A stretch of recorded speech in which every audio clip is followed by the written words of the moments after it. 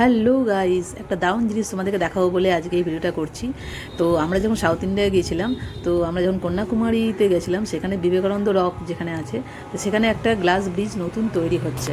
তো দেখো, সমুদ্রের উপরে গ্লাস ব্রিজটা তৈরি হয়েছে। দেখো, খুব সুন্দর।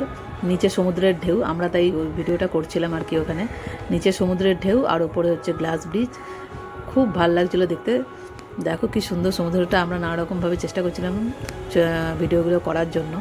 কি সুন্দর লাগছিলো দেখতে, খুবই সুন্দর। মানে চারিদিকে সমুদ্র আর নিচে গ্লাস ব্রিজটা দিয়ে সমুদ্রের ঢেউ দেখা যাচ্ছে। মানে এত ভালো লাগছিলো ছবিটা, তাই আমি ভাবলাম যে তোমাদের সঙ্গে একটু ভিডিওটা শেয়ার করি। খুবই সুন্দর। যদিও তখন একটু গরম ছিল ঠিকই, কিন্তু খুব সুন্দর। মানে এত ভালো লাগছিলো, আমার মনে হয় আমি এর আগে কখনো দেখিনি এরকম সমুদ্রের উপর গ্লাস ব্রিজ। তো খুব ভালো লাগছিলো, তাই আমি ভাবলাম যে তোমাদের সঙ্গে একটু ভিডিওটা শেয়ার করি। দেখো, দারুণ। তোমরা যদি যাও অবশ্যই দেখো।